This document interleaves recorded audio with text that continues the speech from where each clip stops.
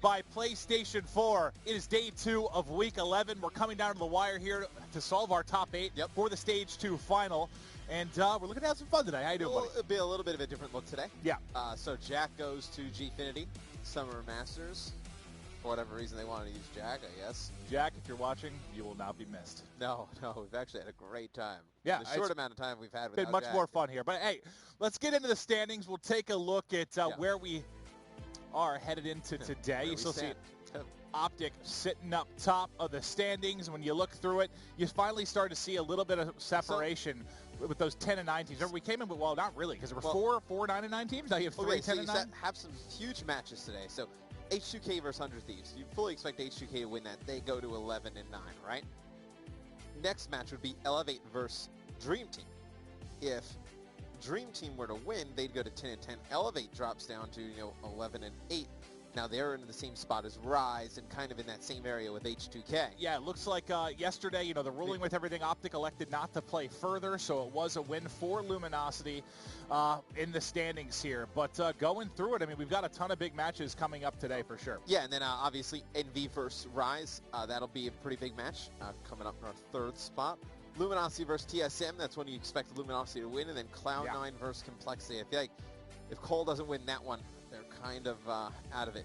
Well, I saw Parasite tweeting about their upcoming 3 matches, basically saying we kind of have to go 2-1, and then we need to rely on some stuff from other teams. Unfortunately, they've got that's not a great matches. spot to be in. I think it's like Envy, LG, and Cloud9 they have to play. Well, do they play Envy this week?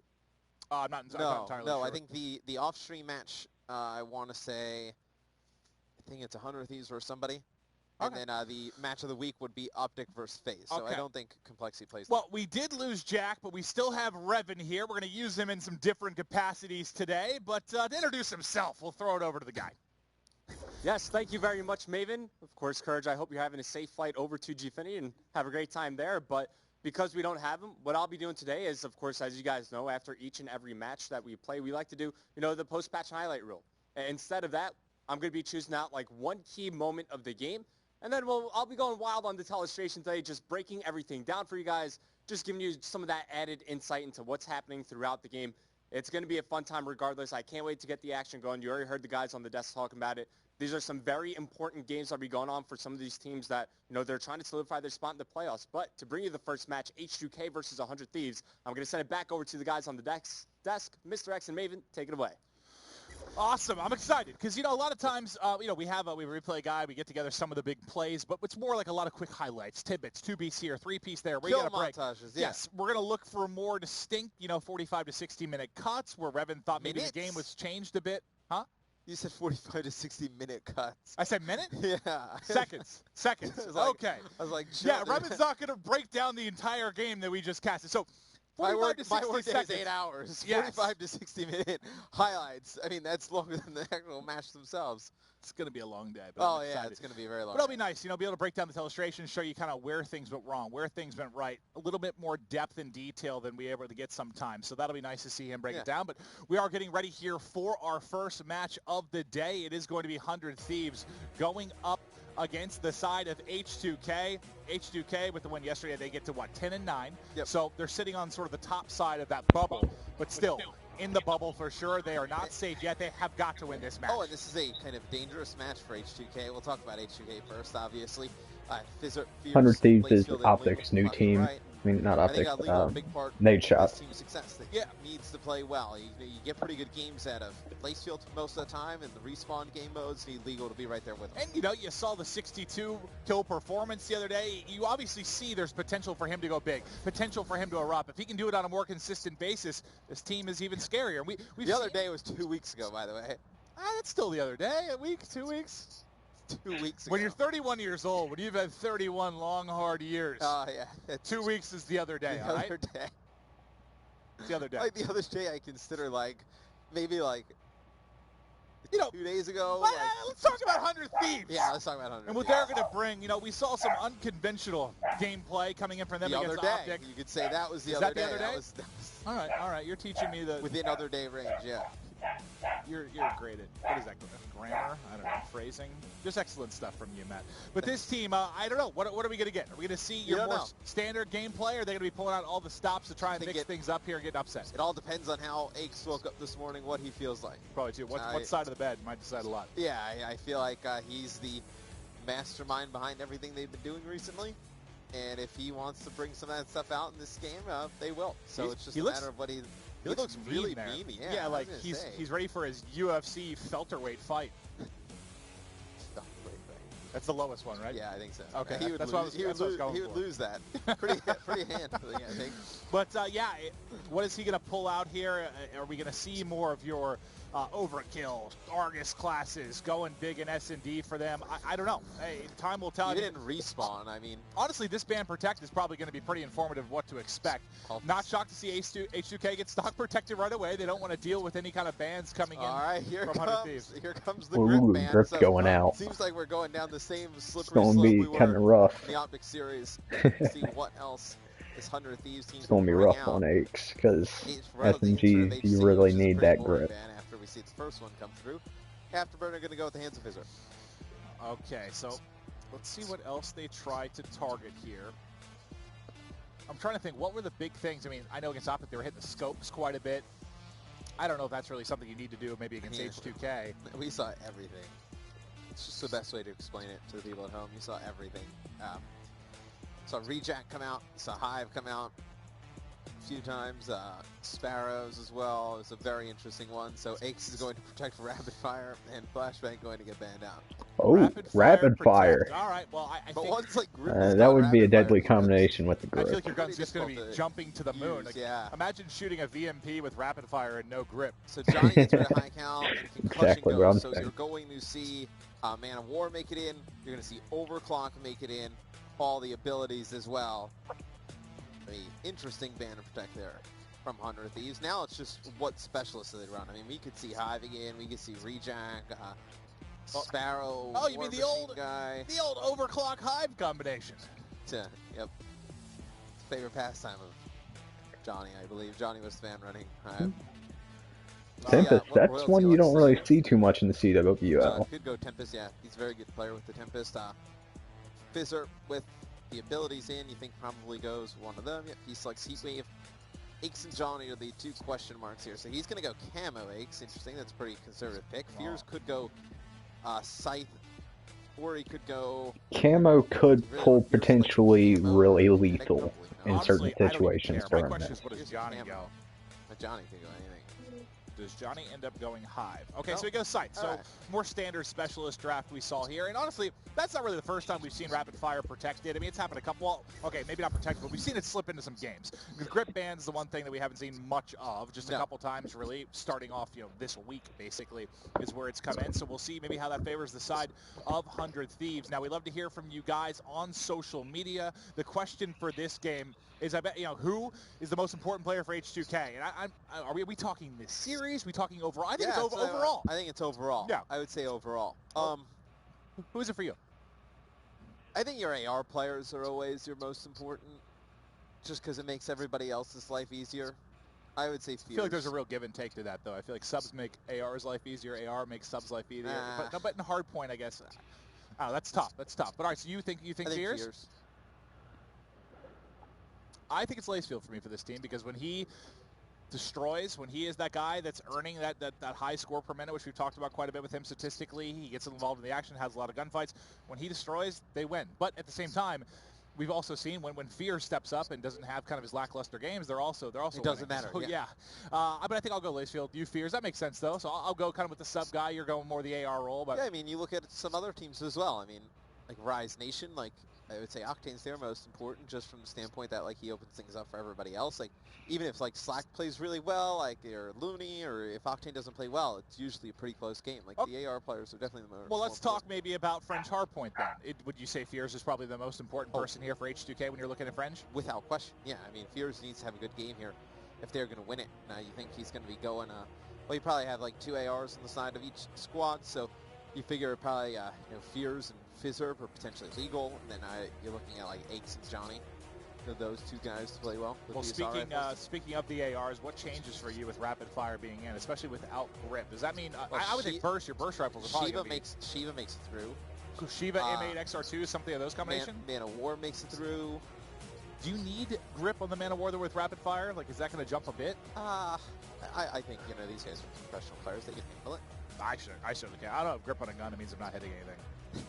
Without grip, it could mean some potentially deadly situations for the SMG players. Well for me. But all right, let's take a look. You got 1 through 4 here for the hard points. It's pretty easy to say 100 Thieves probably the underdog here, even though we've seen some solid performances from them in this. Grip is kind of a standard thing you would put on a gun, whether it's SMG or assault rifle. That third hard point. Obviously, we talk about it all the time, how important that Grandma Hill is. You're going to be able to control that. You can definitely set yourself up for some success in this game. And interesting, so you're going to see Remy going with a Pharaoh rapid fire. Let's get over to Remy right away then. Royalty and Johnny with the M8, and then Aches with an XR2. All right, well, off the rip, we'll kick it off with 100 Thieves and Remy, see what he's able to do. We'll take a look at that Pharaoh. What's he got going? Long barrel, quick draw, rapid fire, and stock. So pretty loaded up. You'll see he has no tacticals, no lethals, and just the 3 perks.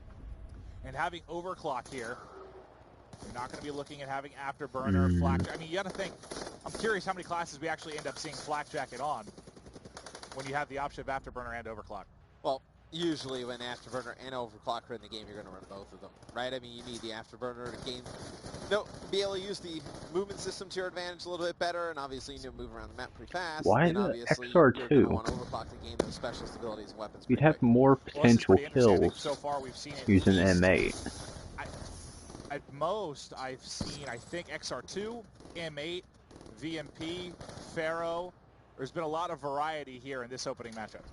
Yeah, and I think you've even seen a Kuda as well. So the Kuda becomes more of a player with rapid fire because he can hang with the VMP close range, and then at long range he can definitely do some nice things on board with Aches. Put down a lot of shots with the XR2. Yeah, a lot of shots not into anyone. Yeah, I was going to say not connecting. This looks pretty good for 100 Thieves at the moment.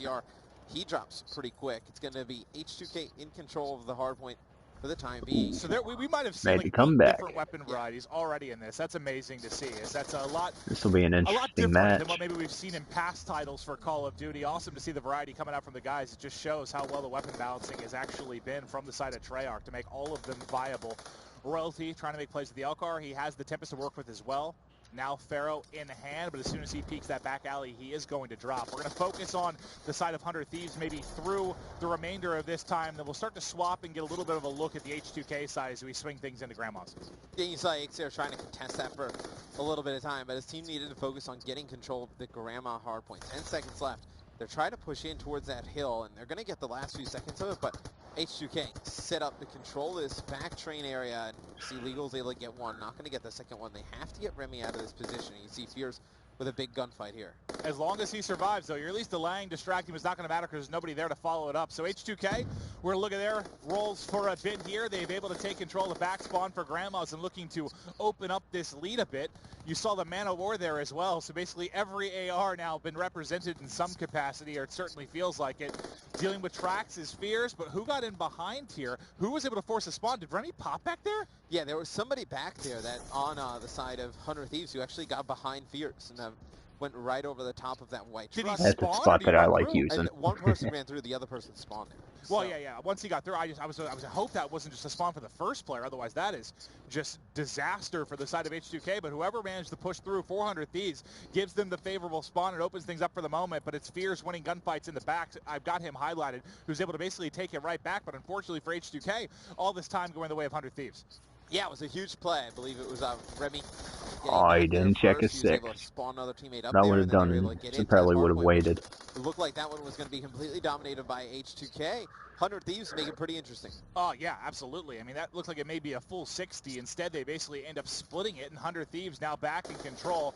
Royalty's been leading the way for the most part. We'll stick with him through respawn as he is 14 and 12, leading the game in interactions, doing pretty solid in the objective time for his team, and getting things done with the AR. But unfortunately, he's fallen a couple times in a row. Now it'll be on Aches to try and hold the backside of Trax. He's able to pick up one and goes all the way through. So what's important on this Trax hardpoint is to just keep pushing this out, because you're going to see if they can spawn H2K in that back alley, which they are right now. 100 Thieves, I mean, they win a few gunfights in the hardpoint. They should be able to take a lot of this time. And you hear the Tempest coming out. That's going to be Lacefield trying to connect. And this is a particular hardpoint where I've seen him explode with the Tempest, but not able to connect there. Lacefield mentioned he needed to have a big game, but struggling a little bit at 7-13 right now. But they're still in it, only trailing by 15 points. Plenty of time to work with for sure. We'll get eyes on with Fizzer for the moment, but he's going to end up falling. Let's actually cycle over to Fears, who's on a 3 streak. You talked about what he's able to do with the AR. He's leading all Slayers right now. He has a Lightning to work with as well. And I believe Fizzerp actually got off to like an awful start. He was something along the lines of like 1-7. So he's actually really kind of exploded here in the second half of the hard point. Fierce calls it Cerberus in the mid-map as well, so that's going to be difficult for 100 Thieves to deal with. So H2K really needs to make this hill worth it. They need to get a lot of time because they've used a decent amount of utility on it. Well, he's trying to come off spawn, wrap back through brick, see if he can find any more. There's one mid-map that he can't get to before dropping. And Lacefield's struggles continue. You can see at the top right, he's 8-16 right now, double negative. And that's that kind of AR sub-combo where you think if Fears is having a big game, it may open up things a bit for Lacefield, but not the case right now. Well, maybe the fact that rapid fire makes it through, forces Lacefield to use a gun other than the VMP, which kind of throws him off a little bit. Nice use of the heat wave there. He's able to get one, gets inside the hill. It will take out the camo player as well, which is huge. So the heat wave really coming up big there, but he will be countered with a heat wave of their own coming in. Let's get to Royalty because he's on a 4 streak right now. Might be able to make it 5 in the back with the VMP, but not able to win that. Thieves still enjoying about a 15-point lead, which has been consistent for the past hardpoint or so. Let's see where the separation is going to come in, and maybe on this next Grandma's. I mean, last time it probably would have been where you got the big edge for H2K. The 100 Thieves coming up clutch. Well, it could even be here. I mean, 100 Thieves doing a fantastic job locking this down. They amassed some streaks during this one. Could potentially blow the game open. They could use them on rotation, use it to lock them down, and you see it's going to be 3 kills, though, in favor of H2K. 20 seconds left on the hard point. Looks like they're just going to end up giving up on it and trying to lock down Grandma. Well, the rotation comes over early. Fizzerp will take a look at. He's got the Kuda trying to hold down the back exit through 10 as they rotate over to Grandma's, getting some tags in, but not finishing anything at the moment. But he's at least been able to back them down, allow the pressure from the other side to be cleaned up from his teammates, and there it is. Long-range gunfight win for Fizzerp with the Kuda, but who's wrapping around the back now? 400 Thieves trying to connect with his camo play. Did you not realize he's shooting at you? I think it was like 7 bursts. And he never turned to find the kill. Fierce maybe just trying to stay alive, but maybe. But you see a turn and shoot at the guy. I mean, you can't just stand there and get pummeled with bullets for 10 seconds and expect it to work. Well, let's see where Ake spawns in now that he drops. Yeah, I'm not actually playing. I'm just watching a couple of league. With Royalty, I wish I was playing. So that's going to open things up, and that's going to be 2 kills coming in. That's going to be spawns now for the side of 100 Thieves. The only person really remaining there to clean things up for H2K was Lacefield, but Royalty is going to cut him down, and this is going to be another Grandma's where 100 Thieves doesn't have early control, but they break in about the halfway mark and are able to extend the lead. And I tell you what, I've been impressed. This hasn't been a game where I'm not even half as good as these guys are. Stuff like that to try and like get wins. This has been one where they've really taken it to H2K, and I think a big part of it is Lacefield's struggle. I mean, it's 12 and 22 at this moment in time. Did not expect him to come in and have that type of performance here against a team like 100 Thieves, but H2K still not out of it. You see the spawns coming in for 100 Thieves. They're going to have to get one really good coordinated break here, or else H2K is going to come back and take the lead. Well, I'm curious what weapons we see come out. Yeah, Johnny's going to go ahead and pull out the scythe. If he drops, I might do a match later on. He hasn't pulled it out yet, but I think I heard Lacefield's. So but that'll be a different live stream. Blue on the kill feed, so 100 Thieves dropping like flies as they're trying to get the break here. They're going to have to push in again. The call comes into Lacefield. Yeah, one thing I've noticed is that they don't put these up on YouTube too often until after it's done, so I figured why not live stream it to YouTube, get it up early. And 2 Tempest BUs, I think, combined for 1 kill. Yeah, and you see Legal actually just fly his dart there and take out Royalty, and he has his Tempest on the wall run, so a pretty big play there by Legal as see Royalty trying to get inside of the hard point. He's not able to, and just like that, I kind of alluded to it, when those spawns started coming through the back, 100 Thieves does not get a break. It's going to be H2K taking this lead back. Well, we'll switch over to Akes with the Kuda as he's going to pop camo. You've seen so many weapons and abilities popped in the closing moments here because everything so tight. This is the first lead I think H2K's really enjoyed. You know, 100 Thieves held that 15 or so point advantage for quite some time. Now it's H2K's Gamer turn Girl. to turn the tables. Legal watching back tracks. He should be able to pick up one, but not able to win the gunfight. So 2 down for H2K. This may be the opportunity for 100 Thieves to break in unless Lacefield can finally start getting something going. Remember, he was 12 and 22. He's bounced back a bit to 19 and 25. Either Gamer Girl or this will look very good for H2K. It just seems like he has not gotten comfortable with what weapon he's going to use. I mean, we've seen Kuda from him, Pharaoh as well. Now VMP with the red dot, the laser sight on it. So let's see what Lacefield likes to do. He's going to start rotating over towards that second hard point. Nice job getting that first cut. Now let's see, he's going to fly into the hill. Nice play there by Lacefield. He's going to turn, grab another one. Lacefield currently on a 5 streak, very close to the door, so he'll have to pay attention if he's going to be able to earn that, only 25 points away. He just popped won't his win that one. Remember? Overclock. Yep. With that streak, he's already earned it again. I'm curious with the score here where he opts to use this. May save it in case it gets to all the way to tracks again, which it might depending on how this breaks down. Lacefield continuing to play well. It seems like the VMP definitely working a little bit better for him here. Remember, you don't have grip, so it could have just been a little bit of an adjustment period, but you see with rapid fire laser what it is able to do. He is melting at the moment. He's almost climbed back to even after being double negative through most of the game. Yeah, he didn't check his 6, but teammate picked it up. Because it's going to put it'll put H2K right around. They'll be about 2 seconds from winning the game if they were to take the rest of this time. So 100 Thieves has to fight for this and get the next hill. It's a very difficult task. Well, they're trying to fight in, but Fear's locking it down at the moment. There's his 4th in a row, 36 and 26. He's having a monster game. You said they needed him in a big way here, and he has done that. Ake spawns out. I have him highlighted. He spawned all the way behind. You think he would have been spawning with his team by Grandma's, but this might be Does he free not see that? kills He for did him? not see that player in the mid-street. I was just about to ask. This should be free kills, right? Maybe he did and just wanted to wait to react. Can he get the 2-piece here? There's 2. Looking for the 3rd, trying to snap, has to reload. He has him at L-wall. Can he find more? He's able to pick it up. Nice routes there. The shot's a little bit shaky, but still a 3 streak. Now for Eggs.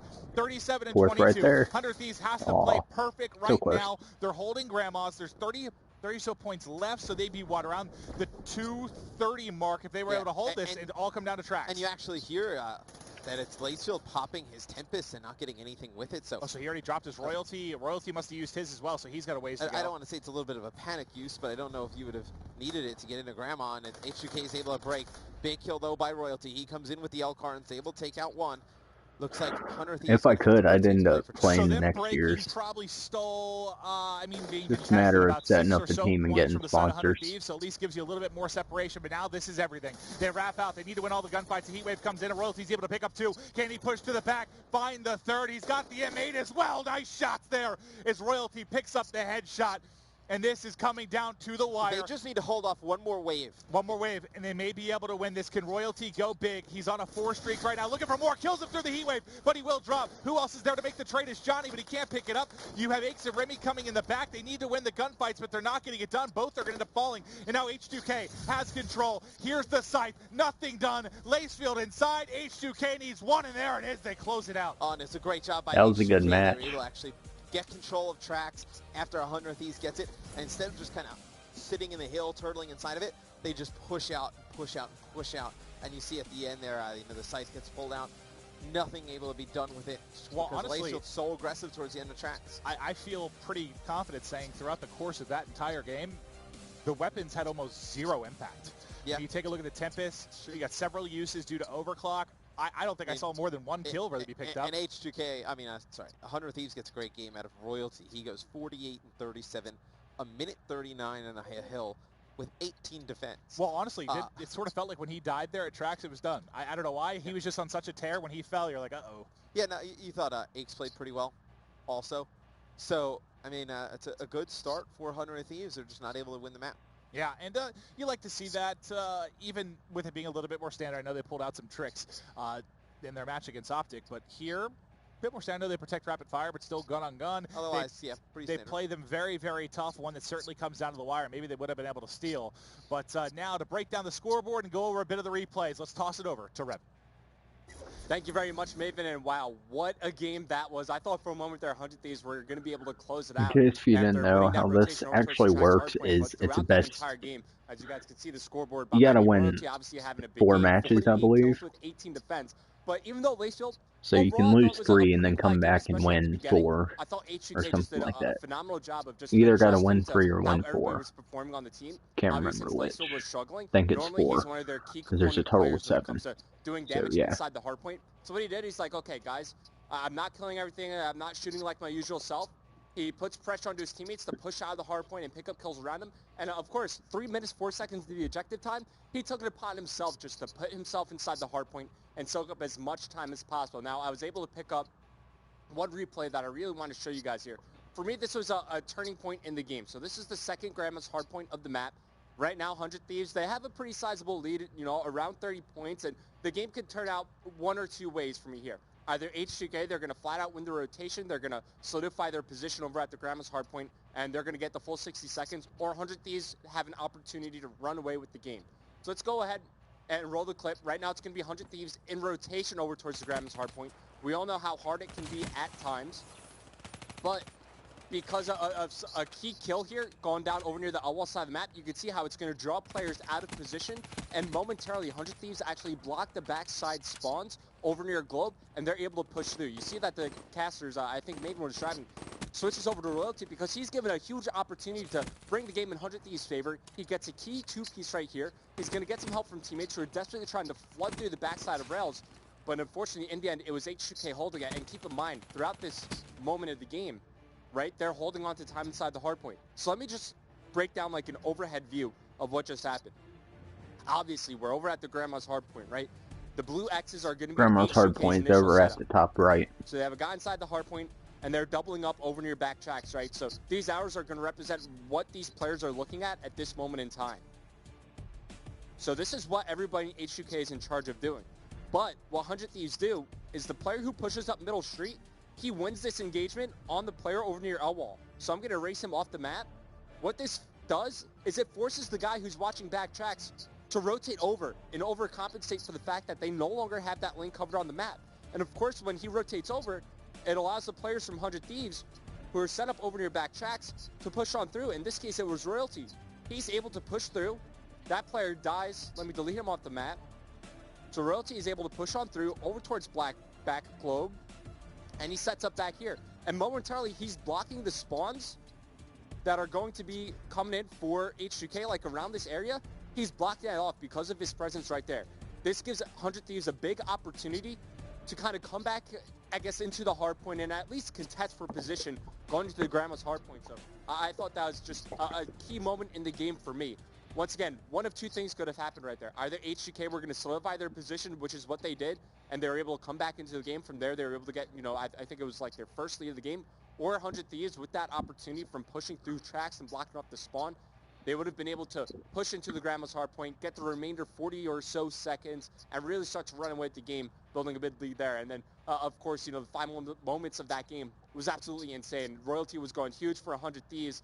They were able to push out both sides. They forced H2K to spawn away, but H2K were able to battle back and hold on to their lead. And eventually a few things that I could see happening is the guy at the top could wrap around the building, kill the guy at the side. The guy in the center could jump up to the window and shoot the guy on the inside.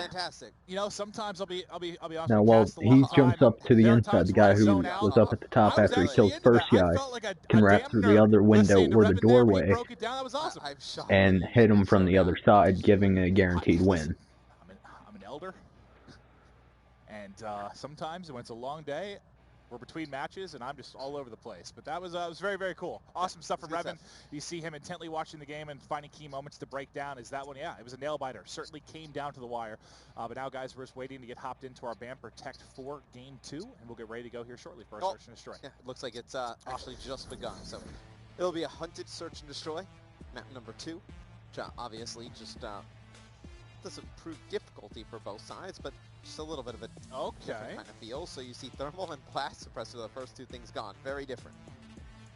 This is interesting. I suppose, I mean, where do you think that blast suppressor is going to, I guess the ban is maybe going to affect this game the most? You know, hopping around like a fish out of water, or maybe, I mean, you don't have as many wall run flanking routes or something on this map really as compared to some. Where do you think it's going to be the biggest difference? Shiva got let in. Someone's using the Shiva. Guess Legal would be using the Shiva this match. blast suppressors off, so that helps out on knowing where your enemies are. Overclock's going, so they're not going to be able to use their specialists too much. Thermal's going out, which really will block off some of the longer shots across the map. Rapid fire is gone, that'll make it harder for the AR and SMG players, unless they're using burst fire, which normally happens anyways. And dead silence goes, so that once again opens up awareness. It's become very easy to run Tac Mask. There's no reason to ban. Unless you ban Tac Mask. No reason to ban your tacticals at this point. You could ban Tac Mask. No way. If they had not sure what advantage they would have with the Shiva other than the long shots to the head. I'm surprised they banned Dead Silence when you saw that 100 Thieves was willing to run awareness the other day. Like, maybe leave it in, bait them into just... Stock's going out, that'll limit movement speed while aiming down sight, and the high caliber's going out, which will limit the Shiva from the headshots. Perk 3 agreed with Tac Mask and awareness. That would be a first. Yeah, can't believe me saying that, but I think that's definitely I've never even actually used awareness, but we saw awareness. Well, we saw awareness is huge. Awareness is huge, especially if you know that they're not going to be using Dead Silence or Blast Suppressor, because you can hear their every movement. Even though Formal had Dead Silence, I mean, is it that big of a difference when you're not going to have Dead Silence in the game? Yes. I mean, the footsteps. Anyone within like 20 meters of you, you'll know instantly where they're at just by listening with surround sound headset. Yeah. Johnny goes with overdrive. And with a map this big, that can come really, that'll be really come in handy. Especially with it being S&D, you can pick out how many enemies are where and where to shoot them from, where to breach in and everything. One of those. I'm curious. We'll have to pay attention. You know, when we're coming out of those type scenarios in 1v1s, we'll have to check for awareness, see if maybe that's going to be a factor. I mean, even with or without it, just with no Dead Silence, it's going to be a lot different. Yep. Oh, without a doubt. Vision Pulse is Cloak's coming in, so that'll come really in handy for breaching and picking off a few kills, opening it up. You're a great friend. Some good tactics. I think overdrive. Fire break also gives that ability. I like it a lot just for. And through the waterfall, you'll see that pretty frequently. The kinetic armor will help assist in winning a gunfight. Granted, you're not being shot in the head. But if they're not ready for the overdrive hit, it's basically usually a free kill for you. What happens is you'll see the player overdrive, he'll go in, he'll die, and it almost kind of forces your teammates, if you're trying to trade those kills out, to just push in as well, and then they can't get the timings either. And this is, I feel like, since there's no respawns, the kinetic armor would probably come in pretty big on this. Granted, if you know when to use it. Have that combined along with awareness, you know right when to use it.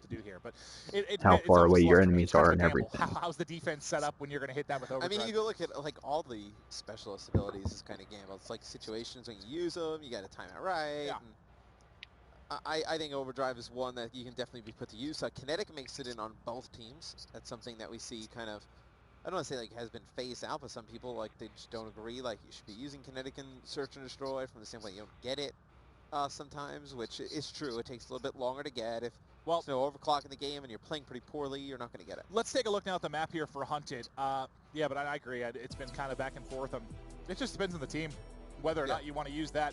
But as we look at Hunted Search and Destroy, now let's just talk a little bit generally. You know, when you don't have something like Dead Silence, which is going to be in 99.9% of your games for Search and Destroy, does that change or affect maybe the offensive push towards B or A differently for you? Is there somewhere you think it might be a little bit harder? Because you got to think, you know, your defense, you don't really need to be moving. It's going to be harder for the offense. The protectors are going to be off to the right. Okay. I mean, the left. The defenders will be off to the right-hand side, giving them a chance to set up to protect the objectives, making it more difficult for the attackers to take down the objectives. Now heavily favors the defense. So the thing we're going to probably need to look at the most is who's able to get those offensive round steals. That's going to be the biggest part of this. Because, yeah, with the fact that you don't need to be I guess moving as much on defense, you're gonna be, if you have awareness as well. I mean, the movement, the team that has to move is your offense. They're the ones that have to make a move, try to get the bomb planted. It's gonna make it much more difficult. I'm actually on board with Considering the lines of sight on B, I would suspect that they'd more likely go to protect A, considering that you can easily lock down the room that that's in. Because there's only 4 entrances in, but 2 can be covered at the same time. And then you got the other 2. So I'm taking a look at, oh, he changed. Okay, Fizzerp had a VMP SVG class. Johnny actually has the Vesper out, which is interesting. So this is literally going to be like 4 elephants stampeding forward across the map as 100 Thieves is set up to deal with it. And oh god, looks like they're going through the top. I thought he was going to come right in front of one, but they both actually hit underwater. They have to hear them stampeding across mid-map. Yeah. They had to have heard it. Now you're going to see him react. He spots one, gets away. Royalty down, trying to dodge bullets for the next, not able to do it. So H2K has turned this into a 2v2. Now all of a sudden Remy by himself. Awareness doesn't seem to be helping so much in the opening round. We talked about how key offense is going to be.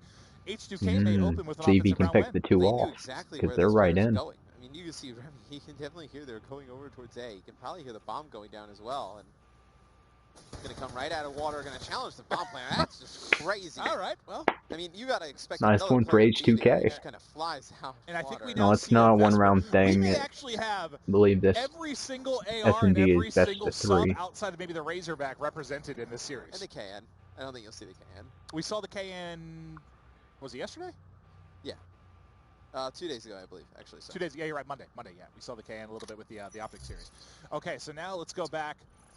As H2K's been able to get the offensive round, I'm curious, do we still see awareness on everyone? You had it on Aches, you have it on Johnny, and you have it on Royalty. So they're going to keep rocking awareness here. We'll see how it works out for them as now they try to get the offensive push going towards B. It looks like this is the route we talk about to use with Overdrive. He's just going to take it.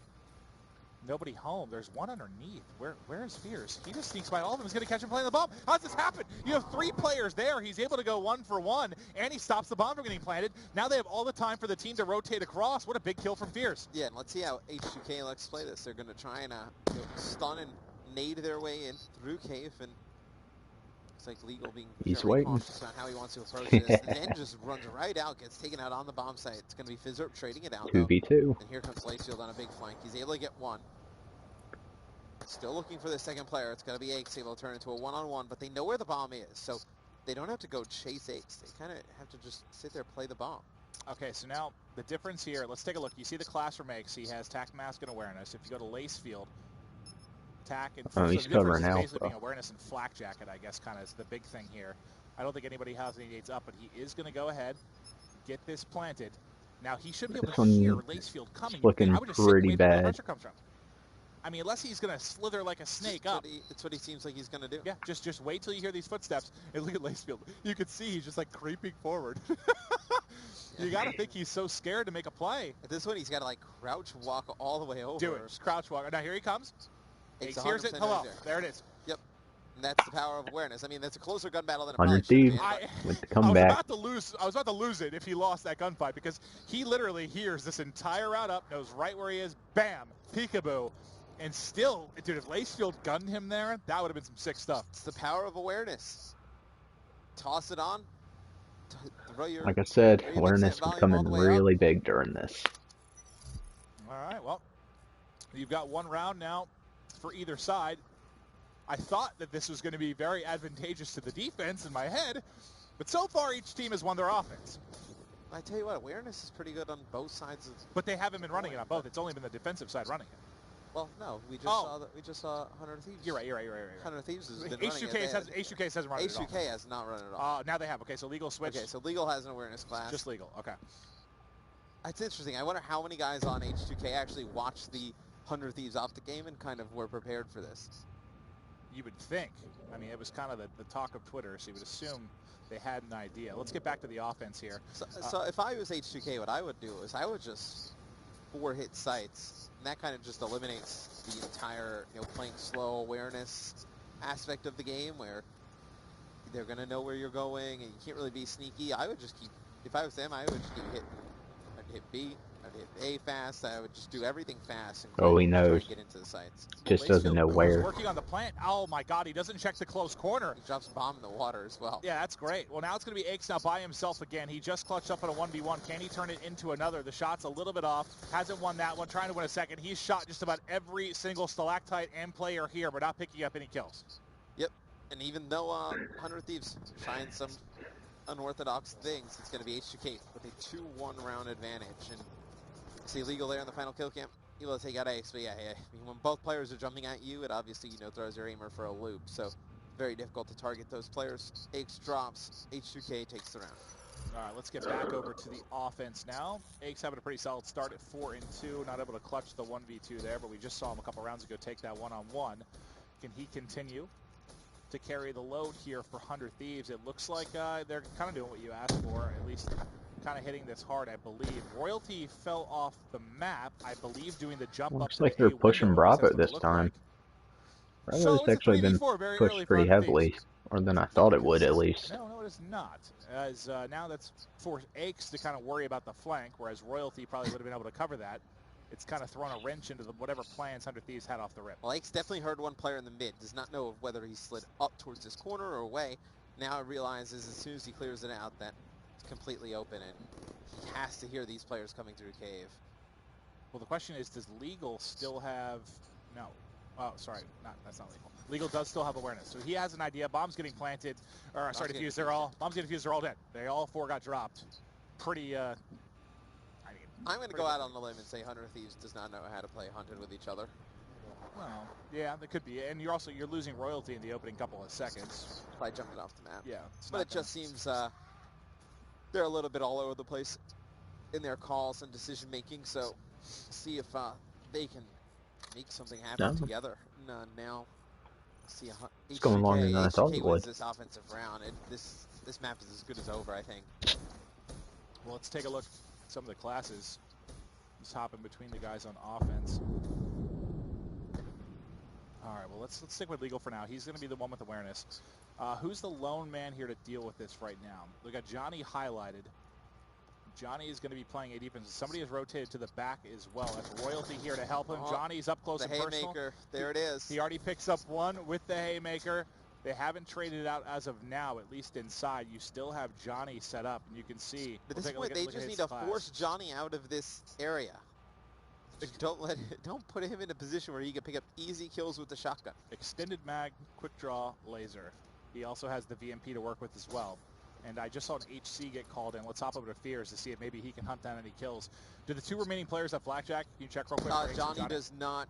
Aches does not. Okay. Aches actually has on. He actually has Afterburner, Fast Hands, Engineer as well. Aches has, so it's an interesting class setup. All right, well now, 3v2, are they able to take this? Fear's hot streak continues. He's got it up to 5. He's 6-2. He's tagged up, not able to turn and pick up the kill. All of a sudden, this somehow turns into a 1v1. He's got Overdrive. Overdrive Haymaker coming at you. Overdrive Haymaker doesn't do anything. It seems like he put himself going so fast and he had no control over like his own self. Like Fizzerp had to have been terrified. Look at his shot. How he just swung to the left. Just started moving so fast he couldn't even control it. Oh Lord. Oh man. What do you think? What do you think Aches is using Engineer for? You've got me. Let's get over to Aches. Let's take a look at his class. Yeah, he's still got Afterburner, Fast Hands, Engineer, and Awareness. He's got Camo to work with. I kind of think that he's using Engineer just to make sure that no one set up traps such as C4 and shock charges on the inside to protect the site. He knows something we don't, and unfortunately, he now knows the two of his teammates are dead. His teammates are gone, yeah. Just him and Johnny. Well, let's see if Johnny may be able to hear the person coming on the flank by chance. But they're able to pick up one. The assist comes in. Now, do they hear him from behind? That's Lacefield I have highlighted, who may be able to pinch, but you can see on the minimap he's not really moving at this point. He's very dead. So not going to be giving any information away to Johnny. Johnny's got the world to solve here, but there's one. He's able to pick it up. I think he might have heard the one in map. He actually picks up a brekkie off of one of the players on H2K. This, I mean, honestly, I know it's been crazy, but I love like the. That could have went very well if he actually pulled off the kill right here. Like 10 weapons have been used that we like rarely ever see. I mean, do I love your typical VMP M8? Sure, but it's nice to see some of the other stuff come into the mix. I enjoy the. I mean, Overdrive Haymaker. I never thought that was a play I was going to see in a 1-on-1. No, not at all. So. Let's go to Fears. The Haymaker comes out again. Royalty's got the Argus out. We saw what he did with the Argus against Optic Gaming the other day. Now look for him to just kind of come flying at the opponents. As you see Fears. Well, I got to go to Royalty because he's the lone man here. What has he got? He's got the Argus. Come on in! I don't have Heat Wave, but I've got my trusty Argus, and we've seen... Okay, well, he has Heat Wave. And he actually... Royalty actually had secondary gunfighter on that class, so that'll give his pistol 2 attachments. So he had long barrel extended mag on his L-car if it came down to it there. He's a madman. Well, for their tournament hopes, and by tournament I mean this best of 5, there are 2 HCs. I don't know what's scarier. The overdrive shotgun flying at you or double HC coming for your face. Like, hey, what do you do there? Hake's just like, all right. That's what you do. I give up. This is like Mad Max. Just cars everywhere, bullets, gunfire. Insane stuff. I hope Previn elects to watch the Johnny Overdrive Haymaker play again.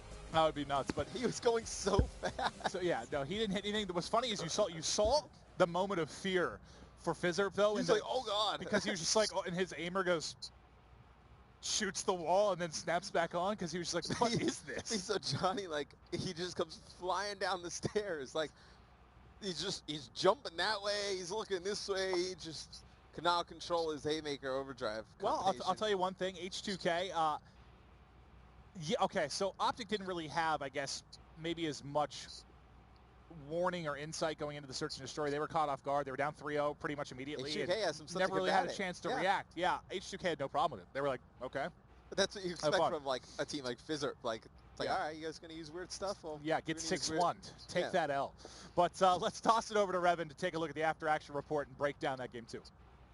Thank you very much, and to be honest, that was a pretty wacky search and destroy, and yes, the clip will be from the round where Johnny uses Overdrive with the Haymaker, but before we get to that, taking a look at the scoreboard, obviously you got a big game from Fears, and you know, as much flack as I've been giving Fears recently for his performance and respawns, he's really been elevating his game in search and destroy as of late, but overall on the side of 100 Thieves throughout that game, I thought they had like no strategy. It was very unorganized, not coordinated whatsoever, as you heard Mr. X talking about it. It seems like they relied on that awareness perk way too much. They played around it. Obviously, it didn't work out in the end, but that's how the score breaks down. Pretty straightforward match overall, but there's one clip I highlighted. Every time we talk about Hunted Search and Destroy, we just talk about how we want to see more action going down over towards the A-bomb site.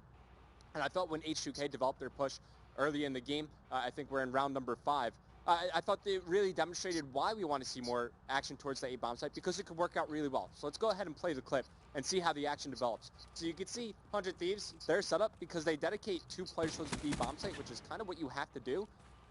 H2K are presented with an opportunity to overwhelm the players on the A-bomb site. Now, one thing that I'll point out when we move over to Telestration, what I've liked seen H2K do a little bit better, but they adjust well. Johnny's able to open things up with First Blood for 100 Thieves. He's got the Haymaker. Will wind up earning Overdrive in this round, as we all know.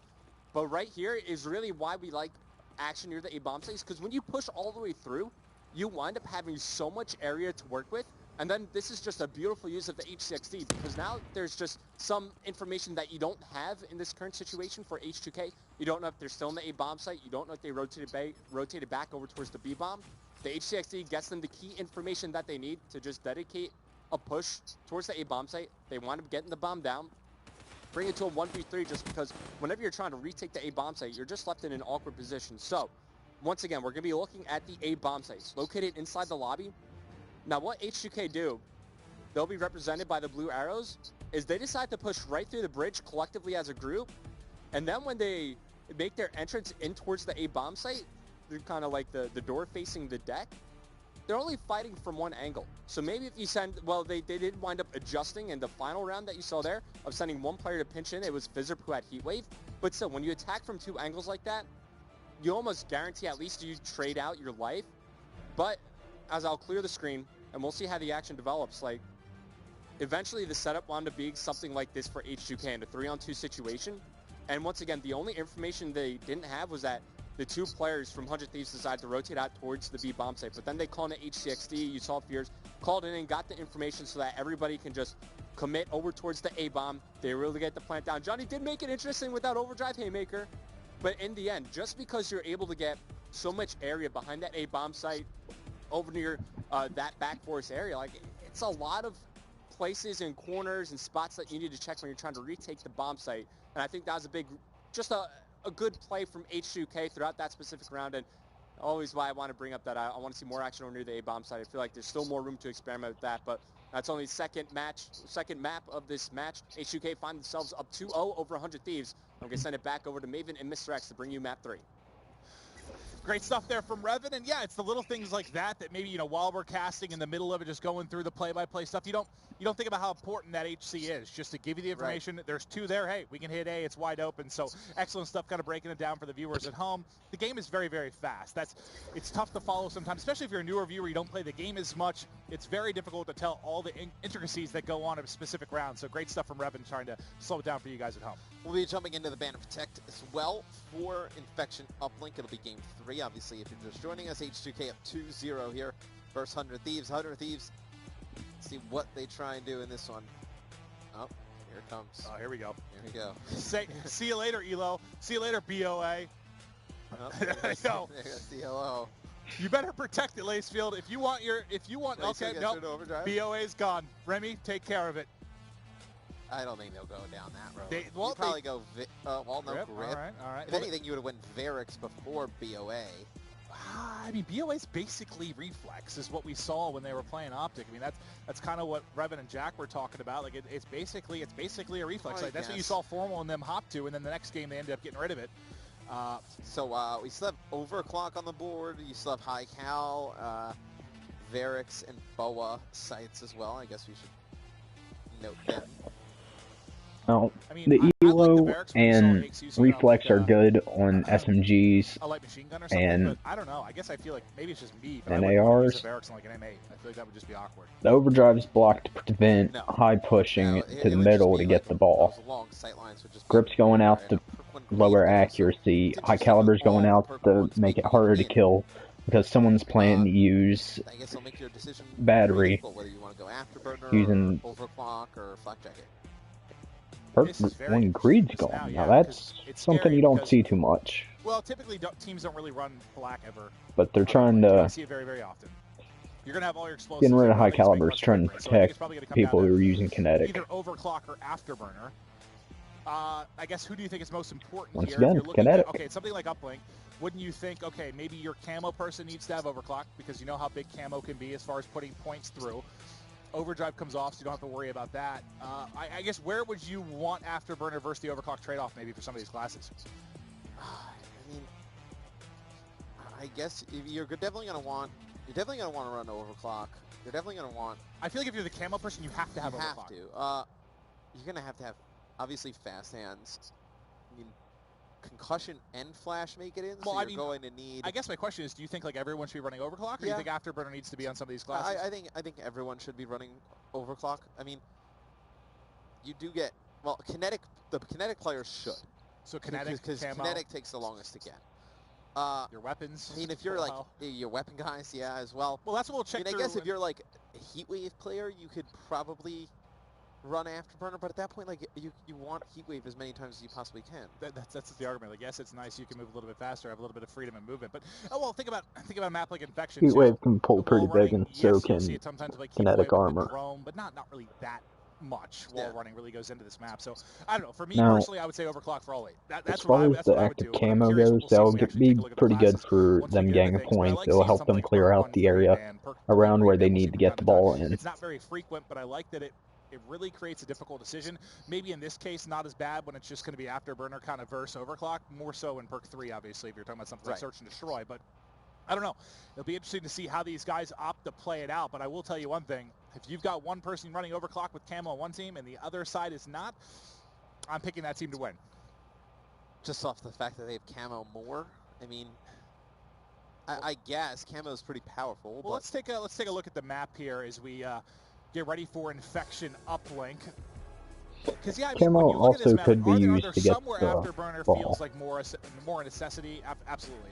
I know there are some long routes, especially off the opening rip to around. Getting to mid-map and getting to a power position can be very, very crucial. So something like Afterburner can help you out there. But I still, the ability use is typically more important. I would say. And then also your weapons are going to be pretty important as well. Obviously, you're going to want to get the Annihilator players into good positions. I mean, if Beers can set up that red base with the Annihilator in the back, I can't wait till everyone's running Afterburner, and I'm just like, all right, well, I'm an idiot. I believe you, buddy. Thanks, man. Thanks, man. If I was a coach, I'd be like, you're all running overclock or you're kicked from the team. Your illustrious coaching career. Listen, I brought the team Papa John's. Sometimes I would give Tipsy a shoulder massage when he would get very angry because he felt like slapping Burns. You know, I was there for my team. I would tell Machilla to shut up and play. And I would basically just tell Enable that I loved him. And that was how I coached. Sounds like a really good coach there. And actually take a look at some of these classes. Let's go through. Afterburner. God! Okay. Well, I think this is more for the opening rip, so you can get to mid-map probably quickly, get set up in power positions, but you do see Flakjack on Fears. Everyone else, all 7, going to be Afterburner. I got to think, well, after this opening rip, you're going to see Overclock start to be a bigger player, but I do understand, at least from the opening here, you want to pick up a couple kills because the snowball effect can be alive and well. You already have 2 down for 100 Thieves. This is going to open things up to maybe get points on the board almost immediately. But we'll keep an eye on that perk 1 here throughout. Oh, God, you figure they're going to turn it into points, but they get shut down almost immediately. It ends up being the play that they did there was toss the ball at the enemy and then shoot the enemy dead while they had the ball. It looks like, because that's the only thing really you can use that's a little bit more similar to something if you're comfortable with like an ELO or a reflex. Yeah, that's going to be the most, I don't want to say like standard sight left, but I guess it's your closest to standard. See, Royalty's going to go over the top, get a 1-point throw connecting, and it's going to be 100 Thieves up 1-0. Legal in a good position here to try and make a play, though. Currently on streak, trying to get drone in hand. He does get it, but that's a little bit risky. You're on that 3 streak. You have that good position with the AR. Let somebody else come pick up the drone. Shots coming in from Fears. Able to pick up 1, but not the drone carrier. Maybe around the edge. This might be a second 1-point toss. It is. So Royalty doing everything early with the objective. Getting some points on the board early for 100 Thieves. I'm curious, so who do we have? I'm going to switch through a couple of the classes real quick and see if anything's changed with regards to maybe getting Overclock involved a little bit more. But no, for the most part, seems to be Afterburner.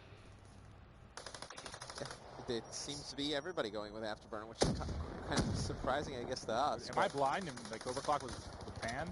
I don't know. Maybe. I'm a caster. I'm not a player, so I don't know what I'm talking about. But we'll see if they start to switch out a little bit more. But now you see building towards the kinetic, a little over halfway there is Lacefield. We'll see if he can get the first point on the board for H2K. It looks like they realize the dunk may be opening up. He's got Legal pushing forward. If he would have won that gunfight, probably go for the dunk, but Wiser there to go in for the kill. Wait, and Lacefield with the dingo. Okay. Give 100 Thieves a little bit of taste of their own medicine. I like this. Wonder if somebody busts out the BRM on 100 Thieves to kind of counteract that. Well, you know, we've been spending a lot of time with the side of H2K. Let's switch over and look at some of the classes. So we have Royalty. We got Man of War for Remy. Royalty's got Overkill Argus. Overkill Argus? I like it.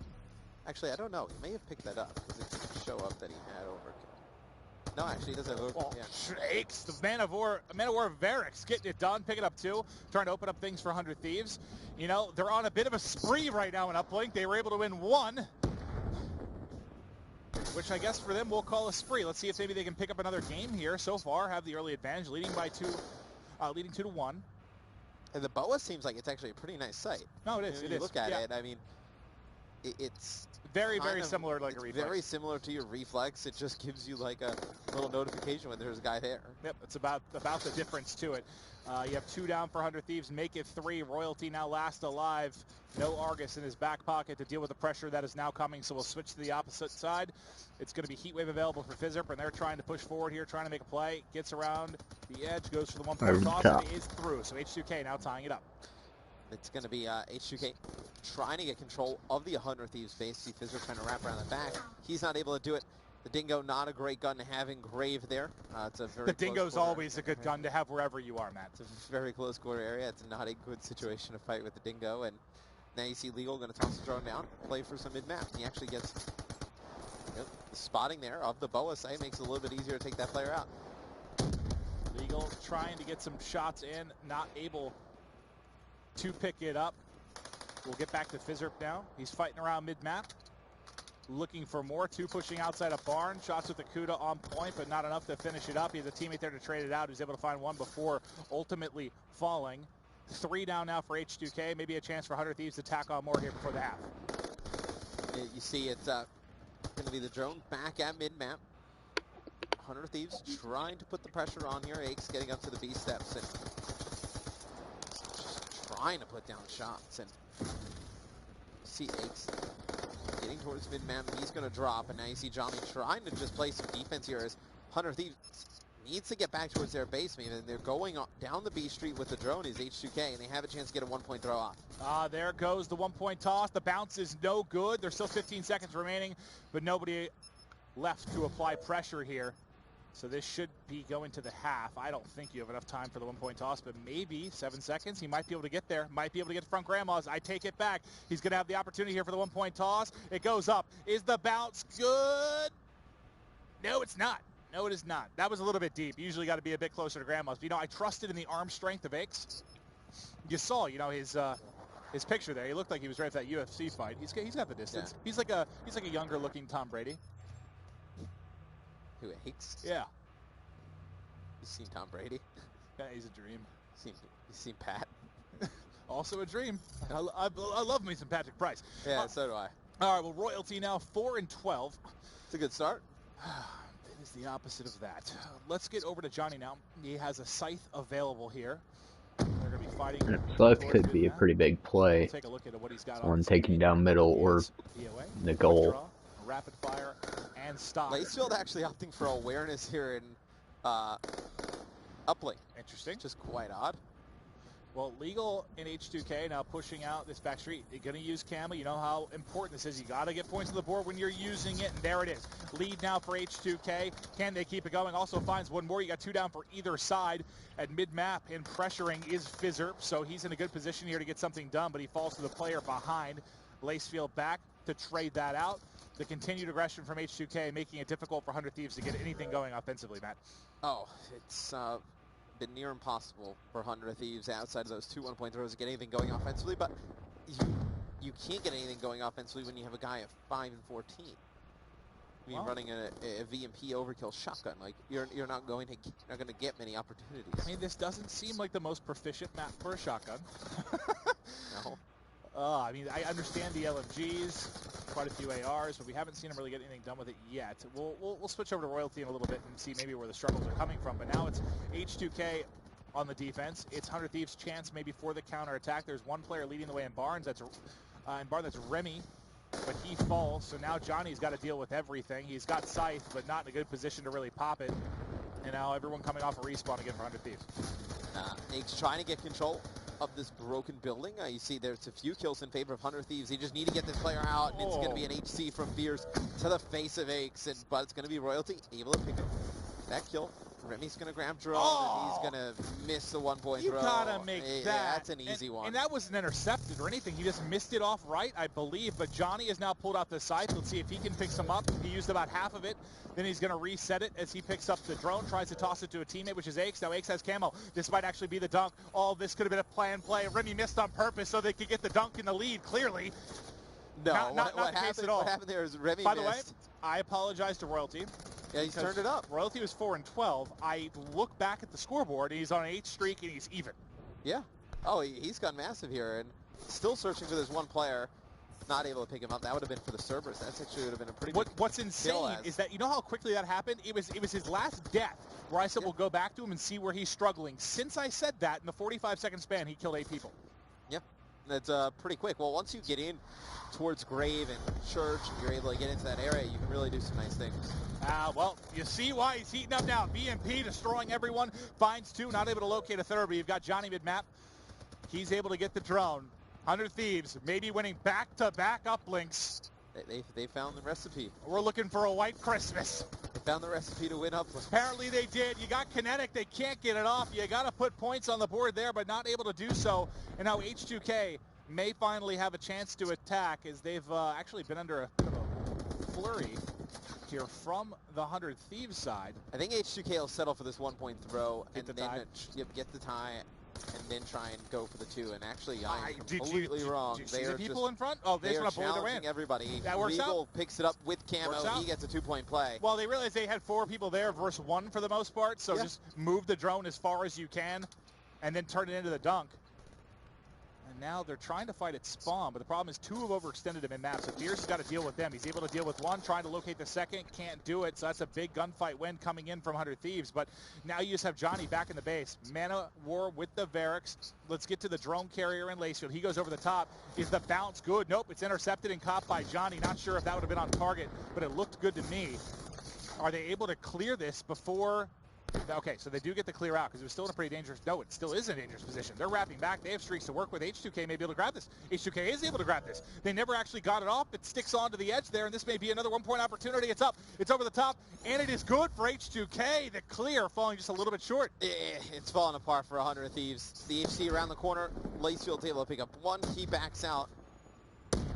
You think with awareness, you know a little bit better that there are more players there. And he's going to back out, watch B Street, and make sure that 100 Thieves can't kind of come on the flank, can't pick up the drone and get control of that area, because this is a big power position. But 20 seconds left. Maeve does not look likely for 100 Thieves. They cannot get anywhere towards mid-map. Streaks coming down. Looks like this series is over. Yep. You grabbed it for Fizzer. He's wrapping out. It is the crispy 3-0 coming in from H2K. To be fair, I mean, all the games... well, okay, outside the S&D, the hardpoint was close. The respawns were tight. 6-4 here. Yeah. 100 Thieves puts together a pretty solid performance. I mean, that without question is one of their closer losses in Uplink. I mean, we're used to seeing them kind of blown out, struggle to keep up with teams. They do it there, some unconventional means, but really, I guess what's surprising the most... They found an odd playstyle that kind of has helped them. Yeah, I guess where I thought it would help them the most would probably be search, but it didn't. That's where it didn't work at all. That's where it kind of got steamrolled. But that might be one of the first times they've kind of tried that method on that map. Who knows, yeah. But I'm curious to see if they keep being a little bit more creative with it through the remaining matches. I think they might have, 3 more to play or whatever it is. But it's been pretty exciting to see what they're capable of, and you saw a ton. I know there are viewers that love to see M8 on VMP constantly. There are those of you out there I get on Reddit. They're like, I love seeing all this weapon variety. You see a lot of different stuff used, a lot of different perks, attachments, weapons that have been displayed over the past couple of days. So thank you to 100 Thieves for mixing things up a little bit. It's been fun to see. Yeah, it's been fun to cast. I mean, that's for sure. It's just a little bit of a change up from what the normal game usually is. But it's been you can definitely say that. It's just been kind of interesting to see them make games closer by just doing some really unorthodox things. Well, we'll see if it maybe continues for them. Who knows? As we get forward to champs, might be something they'll try a little bit more of. But to break down the scoreboard and that 3-0 from the side of H2K, we'll toss things back over to Rev. Thank you very much, Maven. H2K, they come in going up against a 100 Thieves squad where we really don't know what we're going to expect from them, and they just handle business. A big win for H2K over a lesser opponent in 100 Thieves. But yes, taking a look at the scoreboard, really nothing that stands out too much. Fears with a pretty good game, but it's Infection. We expect Fears to perform well on that map, tailored more towards the assault rifles. I think H2K wound up outslaying 100 Thieves by only 1 kill. And for me, a lot of this game was determined on the defensive end. A lot of important plays come down to, I guess, retaking control of their base. But there's one moment in the game where I thought it would swing things in favor of 100 Thieves. It was when they were pushing through Graves. They wound up missing the 1-point toss. Sure, they get the dunk out of it, but a lot of implications came off the back of getting that dunk. Mainly came down to blocking spawns. Let's go ahead and play this clip. Now, I saw this playing out in a completely different way. You have a 100 Thieves team who's able to establish map control. They push into the other team's base. They're able to establish control over near the graveyard side of the map as well. And we all know how that plays out in the end. You could just rally on 1-point scores, maybe forcing the dunk after. But because they miss the dunk here, Johnny is actually going to wind up blocking the spawns. And there you see it. The blue hours, they spawn up right over at Grave. And if you're 100 Thieves, that's exactly what you don't want to happen. So once again, let's just take an overhead view of the map and see exactly how it breaks down. So of course, this is the key area of the map that you're going to be looking at whenever you're going to be scoring on this goal that I have as a target. Why is that the case? Because you have many avenues of attack. You can move in for the dunk there. You can move in through Church as well, or you can settle for the 1-point toss going over Church. So let me just erase some of these lines real quick. What happens is, because a player from 100 Thieves who's going to be blue, they miss the 1-point toss, and the drone actually lands over here. Now, for the most part, you want the other team spawning near this area of the map. That's going to give you your best avenue of attack. At times, it can be tough to rotate back from that position just because you're forced through these narrow choke points over here, which I've circled on the map. Now, I'm just going to go ahead and clear it real quick. Once again, this is the key area to look out for. Because 100 Thieves force a player to come over here, and they block off the top side spawns, you now have H2K players who spawn up over near grave. Sure, 100 Thieves get the dunk in after, but because of that, they get a little bit out of position. They wind up relinquishing their map control, and H2K are able to come back and take the win from there. Once again, sure, you're able to recover after the missed one-pointer, but if they were able to sink that, keep on it, they would have maintained control of grave. They still would have had spawns in their control and map control to keep a rally train going.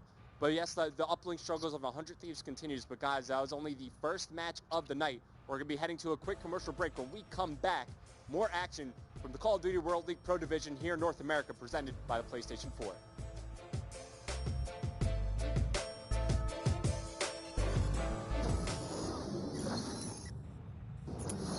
Can't use it inside of tracks. So can he pick up the kills? He picks up Azzy. I think it's got to be huge because Azzy, being the AR player, is going to be trying to lock down the lane for the immunity squad. Dean pushes in. Going Youth right now. He's got 5 in a row here. Dean's actually going nuts. Going to go for more. That's 6 in a row. The Chiefs have already come back from a massive deficit. Now it's time. Cloud9, they pull out the safe. They know they need to score on this push, and they're going to do everything in their power to make it happen. 2 kills now for Happy. He's going to continue to try to follow this one up. Only 64 bullets remaining in this site. Oh, man. Nice ledge boost out towards this broken side. He's got one player behind him, fully streaked out. He gets 4 kills, and he's going for more. He's continuing to stay alive. Connect 5 to 3. Happy is still alive on a 9 streak. Make it 10. There it is. A double-digit kill streak for Happy. He's going for 11 as well. How have they not stopped this man? Watch the change. They need to push him now. This is absolute do or die for that score. And you see it's going into the hands. I can't even see who's got control of it right now. It's all too much happening at once for me. It looks like Orbit have finally got hold of that one. Can they do what they can? Hold on to this one. Nice big kill from Back. Hits the triple there. Absolutely accepts himself. Even kills a teammate for good measure. What a shooting from him. And as you see that score, he cannot let anyone from Tated Minds get in there. You disgusting freak. What was that? He picked... Coming down trackside, that's Ricky trying to get forward here and just obliterates Fears there, flying through. He's going to have... I have the flag. I have nowhere to bring the flag. Oh, he's going one. Nice shot. Oh, Andy has camo. He finds one back alley. He needs to get that one as well. Incredible stuff. Ricky with the individual force. Give me a third. Oh, my. He's getting close to streaks. There's one player behind him trying to dip in, dip out. He engaged and he showed his back for a second. I thought he was dead for sure.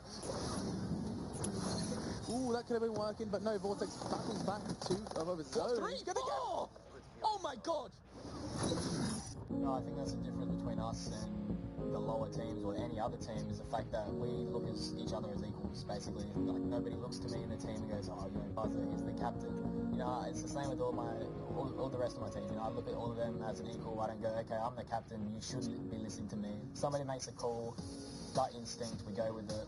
Our team at the moment is definitely the strongest I think our team ever has been, and I think as strong as the region has ever seen. Like, you look at each player, like if one of us is having an off game, the other 3 are going to like go even harder than the other person. What's kept us maintaining our team basically over the years is we all have the same goal, get everyone on the same page, on the same note level that they want to win. They have to work towards the goal the same way. Other teams, they'll be like, oh, you shouldn't have made that play, like next time try to do this. I feel like that's not efficient, whereas for us, because it's like we know exactly like that second is what made us lose that map or whatever. You did this wrong, and I'm going to call you out for it. I don't care if you hate me or not. At the end of the day, I want to win. I want to be successful, and with this money on the line, it's pretty important that we help each other out by criticising each other. But in my focus, you know, it's drama every day.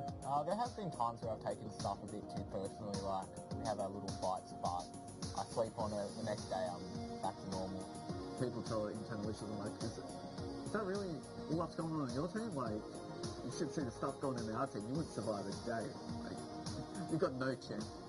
Yeah, I mean, on an international level, I'd rate us pretty high. I think we're up there with the likes of Optic, Rise, FaZe. Yeah, I think we're going to do really well. Definitely this year, the goal is to make top 3 at least, and hopefully close the whole thing out. Like, it'll be pretty monumental in the Australian team to take it out. I'm not going to put my team down ever. So I always say we win. I never have a doubt in my mind, but I'm always going to say that we're going to win. So it's going to be a good year. Growing up on Long Island with Classic, we first met in 6th grade. We ended up going to the same middle school together. We started hanging out from there. I started going over his house. When I introduced replays into Call of Duty, he got like really into it, and I basically fell in love from that. We started playing like online so much, and then our friendship grew from there. yeah, we kind of bonded over Call of Duty. We just became like best friends. When I took that next step, I actually went pro in Call of Duty 4. He was talking with his team, and he wanted me to join, but I was like a little skeptical at first because like I didn't think I was good enough, of course, because I didn't really play it competitively. But then I finally got Nick to decide to play, and then they gave me the chance to bring him up into the world, and he obviously was killing it ever since. I mean, competing against a common childhood friend, I mean, it's cool. I lost to him in the finals last tournament, but like, it was nothing but a great game, you know what I mean? I was happy to see him win. Like, even though I lost, I hate losing, it's nice to see someone else win that I know so closely and personally. I never really see it as like a competitor, or like if I go against him, I don't see it as like a big deal. Just playing another game. When you come to events, you fly all over the world, get to travel with each other. It's great to have a friend wherever you go.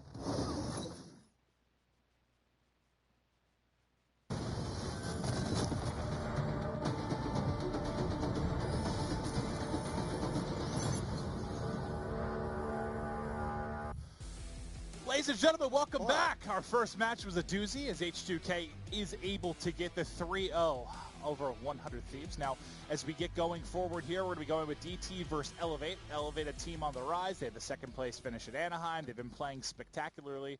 But now when we look at this, I mean, DT's having a rough week. They have got to bounce back. They need a victory here in a big, big way. I can't say Elevate's been playing like tremendous as of late. I mean, they had a great Anaheim. They come back. They have some up and down games, some close games. See how they fare in this one against DT. DT desperately needs to win.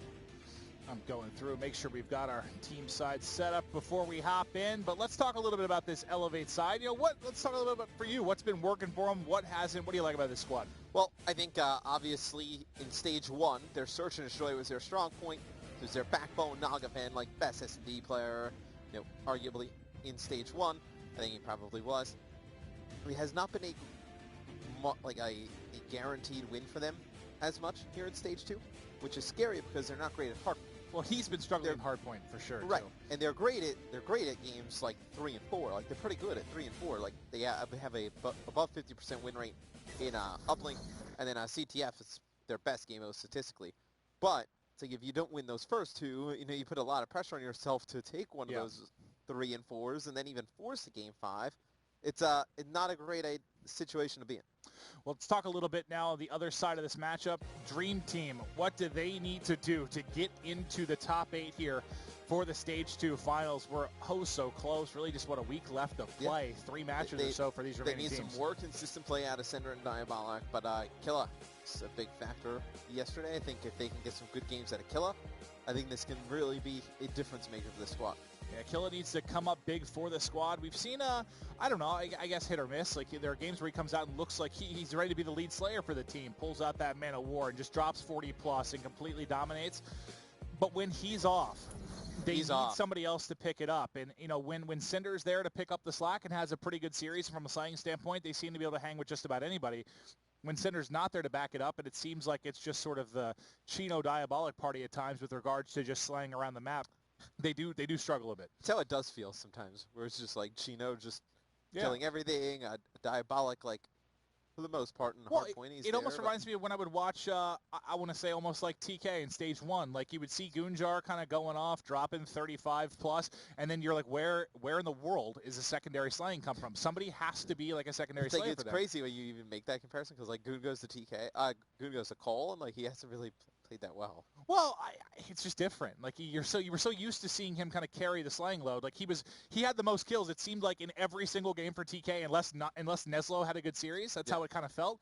And I don't know if it's just his role with the complexity side or what's going on there, but I mean, I think there's more concerns for complexity than just Goon. I mean, obviously where they're sitting in the rankings and the losses they've been seeing, they've got a lot more to figure out here, but they have 3 matches left where they need to pick up at least 2 wins. We'll see if they're able to do it, but back to this one. DT, desperate need of a win. Elevate, I mean, I don't want to say they're exactly sitting pretty, but they're in a good spot here for making sure they're into stage 2. A couple of wins aren't going to hurt anything, though. They're fairly safe. Yeah. I mean, it's really kind of them, FaZe, Optic, looking pretty strong. And we'll try to maybe reference the standings a couple times throughout today just to give you guys updates on what's going on. But to the Van Protect here, Not surprised to see Elevate want to get rid of that Man of War. It's a weapon that we've seen, I mean, just about everybody on DT be able to use pretty well. It's a gun that really affects them. Affects Killa, affects Chino. I think you get the Man of War out of the game. It definitely swings it in your favor against Dream Team. And coming out in the final seconds here, Killa's going to get rid of Heatweave. It's going to be Nagavin getting rid of the Semtex. Not surprised to see that from Killa. I think he has probably vocally been the most... the biggest voice against Heatwave of anyone I've probably seen, just thinking about social media. He does not like to die from Heatwave. So now both lethals coming off. You still have your 2 attachments in Overclock, most likely going to round everything out. And this you expect to be high caliber and rapid. You would think. You would think. This isn't the last series. No. I mean, you could see, like... no, not really, because you don't want both of them in. I was going to say, like... You could see something like, oh, well, actually, one of them's going to make it in. The Shiva's going to go. Rapid Fire's going to go as well. So High Caliber makes it through. That I did not expect at all. So High Caliber coming through. Interesting. All right, so when you take a look at this and you think about the ARs from either side, I mean, I think Chino and Aqua match up pretty well. They've both been pretty beast in form of what they can do from a slaying department. You expect them to both take full advantage of that. So I think the pressure kind of falls on your secondary ARs. I mean, we've seen Facento kind of fill that role. Nagathon at time will pull out the AR as well. Felony typically going to be running at you with the sub. Who's going to get the edge there in that secondary AR role with High Caliber being involved is probably what's going to stand out to me. Well, Killa goes War Machine. I think obviously with, you talk about Man of War, Killa, like kind of affects him. Like High Caliber comes into the game, like it gives you a lot of other options now with the assault rifles. So I mean, your secondary AR, it's going to be a little bit more balanced. I still think Aqua is probably the best assault rifle player in the room. With Man of War coming off, I mean, is this a map you feel pretty good about seeing like an HVK or something, or a little bit too much range? I think it's too much range. Some hard points it'll work pretty well. I think you could go like, I mean, the XR2, but like even then, like XR2 versus M8, like M8 probably wins that most of the time. Well, I feel like XR2 we mostly see when Rapid Fire makes it in. I'm exactly. not sure if it's the not players really feel a little bit more comfortable with that. Yeah, it's not really affects High Caliber. Typically, when it's High Caliber, you usually still see the M8. XR2, for whatever reason, you'll see a lot of times when Rapid Fire comes into play. But now getting ready for these guys to edit their classes before we hop into the action here for DT going up against Elevate. Tweet us your guys' thoughts. Who do you think's going to take this one?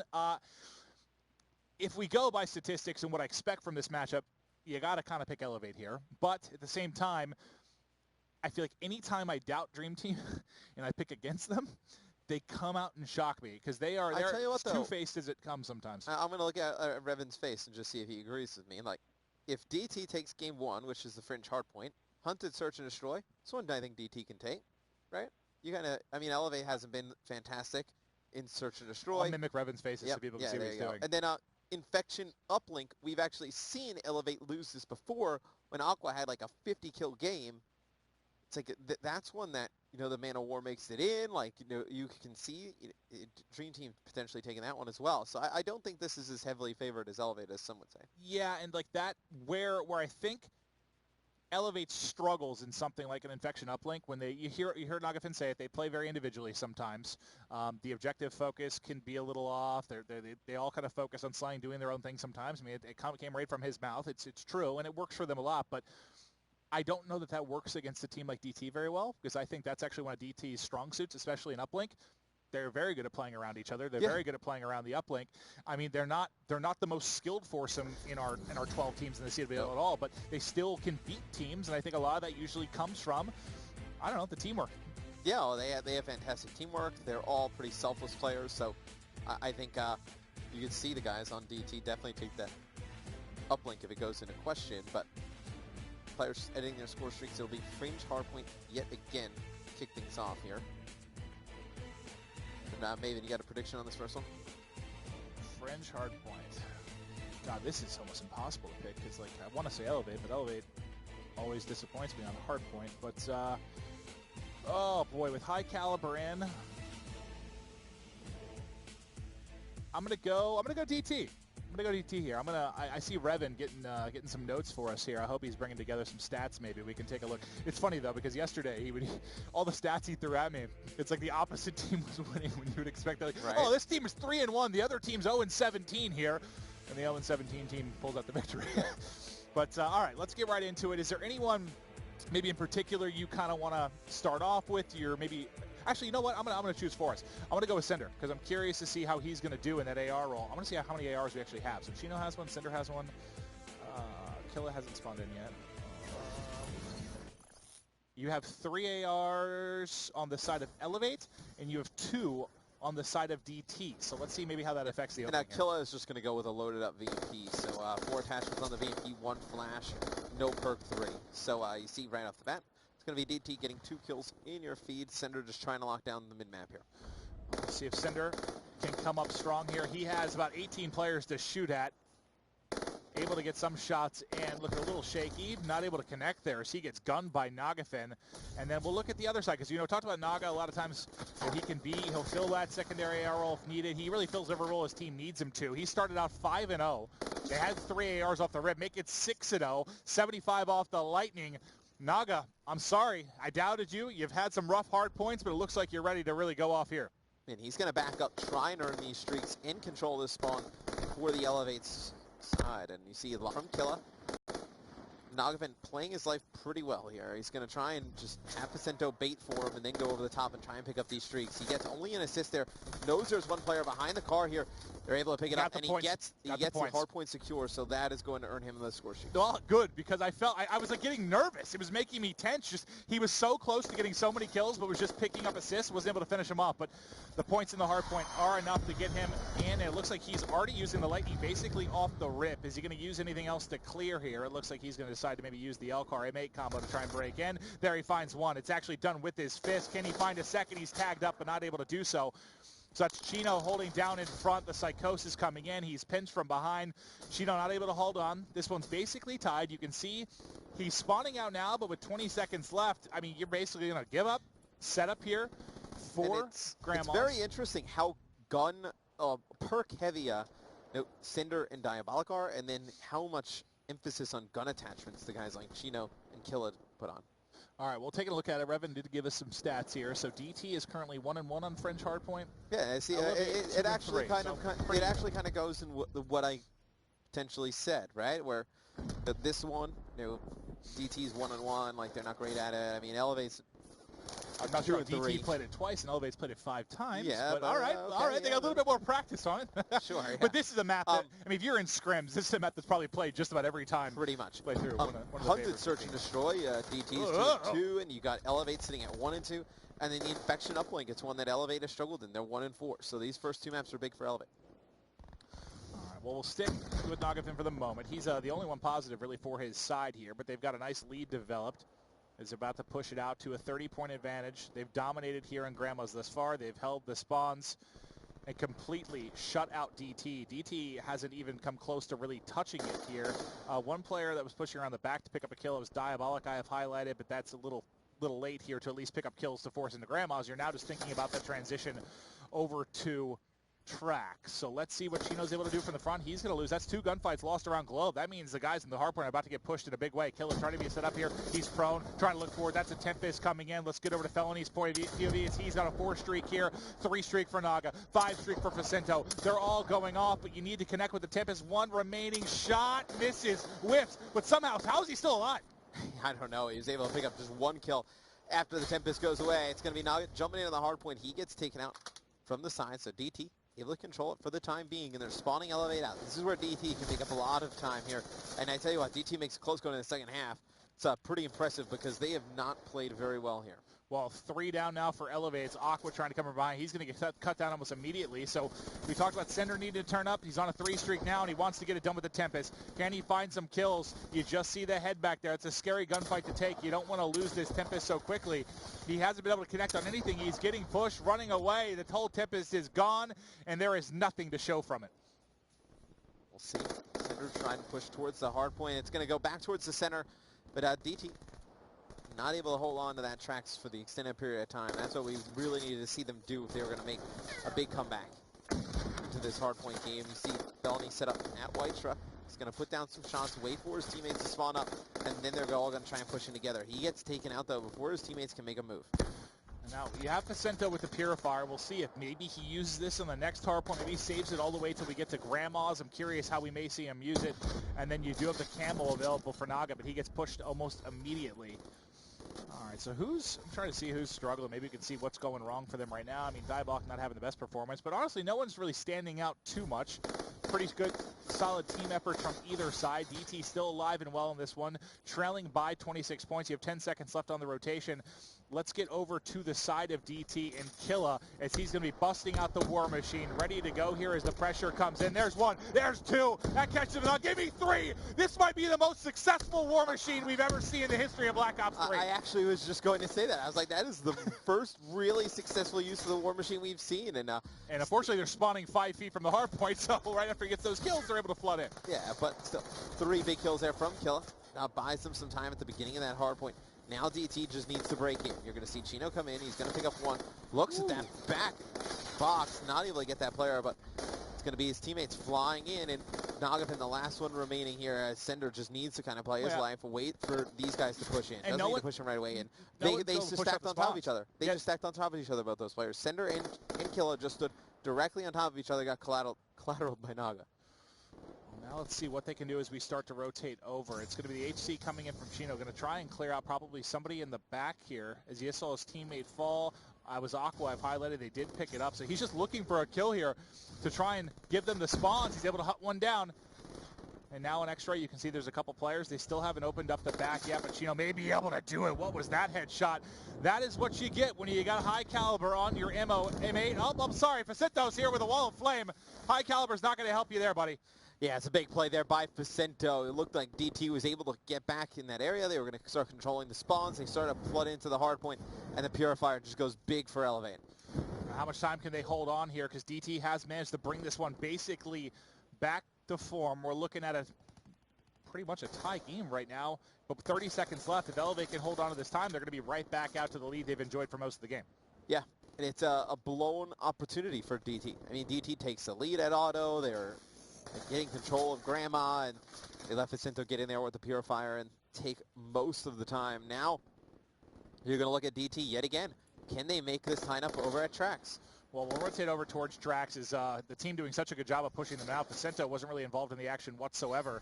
But now, okay, I'm going to highlight 2 people. Because you got Felony with his. This is where you always are going to use your Tempest. And Cinder also has his up in just a moment. So the opening hard point should be Felony doing work. He's able to find a couple. Now, on the other side, you just got yours earned for Cinder. So let's see maybe if he decides to bring this into play. But he's going to push forward with the M8 and fortunately push forward right onto an HC. He may pop this off a spawn. I thought this is where we would see the Tempest after knowing that one has already been used. Okay, there it is. So now he's going to pull it out. He needs to go big. Misses one, connects on one, trying to find him. The Camo was pushing him on his left. Is able to get a second in the back. There it is. Chaining forward. There's 3. Looking for 4. It's behind, but the Tempest getting it done and opening things up for Dream Team. It's still some huge kills for DT, and they're doing a good job this time by pushing it out. You're seeing every time they get to their end, they're just flooding players over towards the Elevate side. That's exactly what you want to do over at Trax. Now they're getting spawned out. Okay. So yeah, it's only for the last 10 seconds. It is. Finally, able to push them out. But like you said, it's only going to be 10 points. Now we have to think about getting back to mid-map. Felony going to be in a good position to get up here by White Truck and pick up some kills. Nice shots coming in. You're seeing Felony is the map where you're going to see a lot of AR presence. So do they even have, is Vicento likely, they're 4 AR right now. They have to be. Yep, they're 4 M8s right now.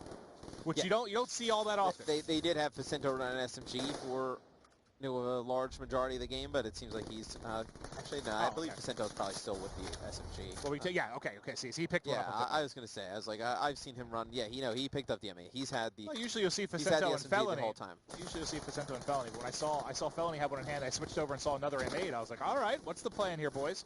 But you can take a look at the class here for Felony. You know, with high caliber being in, it makes it a little bit more AR heavy, right?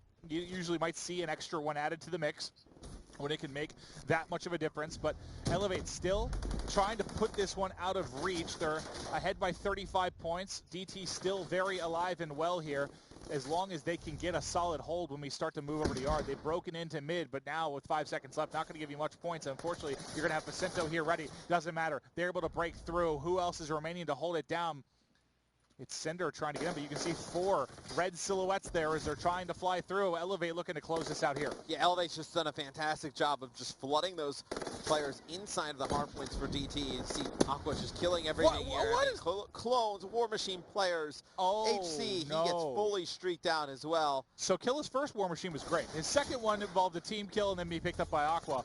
I'm curious if they break in here, if Aqua's going to streak up. He streaks right off spawn, wants to clear them out. He's able to find one. Still a lot of time left on that auto hill, but I think everybody right now putting emphasis on Grandma for Elevate. That if they're able to get this, obviously they lock it down. Don't even have to do it for the extended time. They win the game. You see nice shots there in the back by Sender. 2 kills. Nagafen, though, with big 2 pieces. He's trying to put some pressure on Sender in the back. He's able to pick him up as well. 3 big kills by Naga. Opens up spawn control for Elevate, and that might be it. Yep, take a look at the minimap. They've got somebody's got to get inside of the hill. Felony should be set up on the rotation. Yep, they've seen someone to rotate now in, and Elevate likely can close it here. The streak's coming in. Aqua able to pick up 1 despite the fact that he's going to drop at just the same time, but he's off spawn. He's able to find Cinder. Now Elevate looking good. They're controlling the spawns. The pressure coming in. Felony not ready to deal with that. 2 actually end up dropping. Now it's going to be the camo pop from Naga as he looks to break in. The quarter pre-fire doesn't matter. He finds one. He's tagged up. He's wall banged and he will fall. But Aqua following that up, looking to hold down the remaining time. They just need 10 seconds. You're not coming out of 10 with Aqua there. There's more. The entire kill feed is red, and this is likely all she wrote. If you know Felony's pulling out the Tempest here, they're looking for to go for the kill shot. Yeah, I mean Felony in the front window. He's firing shots at the Tempest. Picks them up back alley. And it's a big win for Elevate. 250, 190. Monster games from Felony and Aqua. Both players with 44 kills. And what's scary for DT is a lot of times Elevate is able to win series even when they drop the hard point.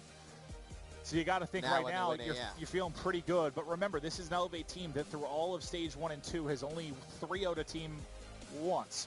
So if you're Elevate, you got to feel pretty good about your opportunity here to extend this series, take a map, maybe draw this out to a 4 or 5 game series. But they've only done it once, but it was in the past week or 2. So I think post Anaheim. So you would say their performance has been better, but these maps coming up, just remind you again, do not favor Elevate.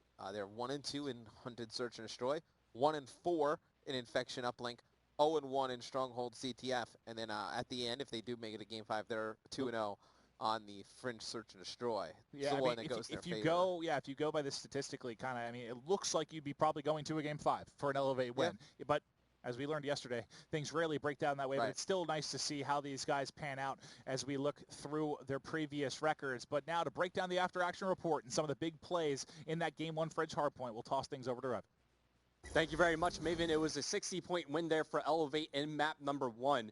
And I really thought they won the game just from the sheer fact that they had a better team composition than DT. For the majority of the game, Elevate were running 3 assault rifles, and they had Vicento as their only submachine gun. And for Nagavan, who's been struggling in hardpoint as of late, that seems to be the change that they made going into this Fringe hardpoint. He also has a big game along with Felony and Aqua. On the side of DT, it was a 2-2 split. You had Killa along with Diabolic, both running SMGs. Both struggled throughout that game. You put a lot of pressure on Chino and Sender as well, and really that's reflected in the scoreboard. Of course, Felony and Aqua, that you heard the casters talk about them, but Nagvan does a great job inside the objective, 13 defends, minute 16 seconds as well. Great job from everybody on Elevate. Now, there's one moment in the game that I wanted to clip out just to show you guys exactly what can influence some of the spawn points here on Fringe, and this is a really cool clip to see. So just painting the setting real quick. Right now, it's nearly a tied game, but going into this next Grandma's Hardpoint, this is the second one of the game. Usually, it's where you can see teams really blow the game open and bring it to within their favor. So let's go ahead and play the clip here. Obviously, DT, since they're holding on to the scrap time here on Junkyard, it means they're going to have one less player, and they're going to be a little late on rotation here. So what happens is the HCXD gets called in by Chino, and look how long the HCXD stays alive. What he's doing right here, one, he's scouting for information, but he's also blocking the spawn points. Look at where Aqua, who's highlighted on the minimap, spawns. And this gives DT a fighting chance in rotation because they're spawning up like outside 10. You see Elevate fighting through the middle of the tree. But because Vicento has his Purifier, he's able to pick up some key kills. Aqua then comes in from support. So if we could go ahead and change the map over to Fringe, I could go ahead and show you guys sort of how those spawns happened. And just take an overhead look about everything that's going on. So of course, once again, we're talking about the Grandma's Hardpoint. We're in rotation to that. So I don't know, I even know what I want to use for an HCXD, but what happens is in rotation, you have DT locking down the Junkyard Hardpoint. The HCXD stays alive near this back portion of the map over near Silos. And what happens is Aqua winds up spawning out, over near small fences. Another teammate dies. And that essentially gives DT a fighting chance in rotation. They have 2 players push out through auto. They're trying to fight inside the hard point. But really, it was the Purifier from Pacento. But because the HC stays alive, once again, let me just erase all of this in the back. Normally what will happen is you'll have Elevate players spawning out over near Globe when they're locking down that side of the map. But the HCXD, of course, like, that's an added spawn influencer, and it's something in Black Ops, so you got to keep in mind. I'm not even sure if that was an intentional play from Chino, but once again, DT from there, they're able to get through auto, and that's the tough part. They're able to fight for position over near back silos, but then as they're making their way inside the hardpoint, they're met by the Purifier for Cento, and that's really one of the key hardpoints where we expected the Purifier to be brought out. So even though Elevate, they sort of get forced to spawn away from the hardpoint in rotation there, DT are unable to capitalize on that opportunity. They wind up dropping that first map, and keep in mind, this is essentially like a must-win match for DT. They lose yesterday. Another loss today would bring them to an 0-2 week. They're going up against a hot Elevate team, but coming up next, it's going to be Search and Destroy on Hunted. I'm going to go ahead and send it back over to Mr. X and Maven to bring you the action for map number 2. Beautiful stuff there, Revan, breaking it down. It's awesome to see him be able to get a little bit more into it, get a little bit kind of just nerdy, digging a bit, break it down. Dig in was the hardest thing I've said today for some reason. Dig. I don't know. I got a little tongue-tied there. Oh, man. I'm sorry, It's going to be a long day for us. It is. Yeah, it's going to be you and I all day for 5 straight matches. I'm excited, though. You know, spending time with you is one of my, I was going to say favorite things. That would have been lying, Matt. That would have been lying. I thoroughly enjoyed as well. Trust me, enjoyed as much as you do. Aqua gets rid of the Man of War, Overkill, and Smoke's already gone. All right, let's see if they mix things up. Maybe if the snipers get targeted a little bit more. Overkill already coming off. Yep, there's the thermal there from center. So shows you that obviously snipers being targeted here. Potentially, well, you don't want to see an SVG or anything like that because, quite frankly, the guys on Elevate can use all different types of sniper rifles, whether it's SVG, PO6, does not matter. So we'll see what Killa and Felony look to do. You have Rapid Fire High Caliber still in the game, Overclock as well. Well, they're taking their time on this third vote there. High Cal goes and Overclock. So now you look Rapid Fire and HC. Is that a possibility? Rapid Fire for sure. I'm trying to think what else they may go after. There's no point in banning any snipers specifically because Nagafin's not going to care. Yeah, it could be an HC or it could be something a little bit more creative. Rapid Fire, and then DT has the opportunity to get rid of something, maybe Shiva. Okay. I mean, this is Shiva. You know how Elevate loves to play with sniper rifles. I don't even know if anyone would have even used the Shiva. Maybe not, but you take it off there. So you'll lose the Man of War and the Shiva in this one, similar to what we saw in the game 1. You expect to still see Nagafin pulling out the snipe. Thermal and Overkill not going to deter him much at all. Even if he uses the PO6, he normally goes with the normal sight on it. So yeah. Getting rid of Thermal doesn't, like... I mean, if Thermal's in, great, he uses it. If it's not, it doesn't really make much of a difference as well. Yeah, I think, but what you're saying with him not using it that much, I think it's because, honestly, every team basically bans Thermal when they play Elevate, so he doesn't get the option to use it very often. But does it affect him that much? Probably not. We've seen him hit some insane shots, but now it forces you to not have to worry about running cold-blooded or something. Yeah, but I like think that. if you were to do something like, let's say you ban Overkill, you protect one of the tacticals, force him to run tac mask, then he has to have a pistol in his back pocket, and then maybe you keep one of the nades in the game, you can just move him off of those positions, and then he's really not much of a factor. Well, this is a map that we haven't really seen a sniper take over, per se. I know we saw a crazy game from Attach, crazy game from Formal here and there, but I don't think consistently it's one where you're really going to shape it. I mean, if you're able to get that opening pick on B, you can go in, get the pick, open things up, great, but it's not one where you usually see that much of a takeover. Or even like mid is usually one where you see a lot of sniper play. You'll see players on both sides, offense and defense. Hopping up and down, like trying to hopping up and down on the rocks, trying to hit players cross map. Other than that, I mean, we don't see snipers make a huge impact. Octane actually used to do a really nice job of locking down B-bomb site with SVG Thermal, but we don't really see that too much anymore. Not too much. Team's a little bit more prepared for it. So the difference... Talk about the special strap. Yeah, the difference in it, I mean, really just taking a look, Diabolic going Glitch, and on the other side, Vicento going to be going Vision Pulse. Outside no of that, overdrive on either side, which is interesting. Well, that's big part of the fact that you have Heatwave, Kinetic, and Active Camo all available. So those three are going to be kind of standard for either side here. Just a difference in what you see coming out of Glitch and Vision Pulse, we typically see Vicento go with just about every time when that's available, and it's usually always available. As far as Glitch, I don't know. It was a pretty cool play we saw from Krim yesterday. Maybe we'll see some more stuff there. I mean, usually you see it. And it was like a game-saving play from Krim yesterday. Oh, yeah. Yeah, I mean, what could he have maybe won that gunfight? Maybe, who knows? Sure. But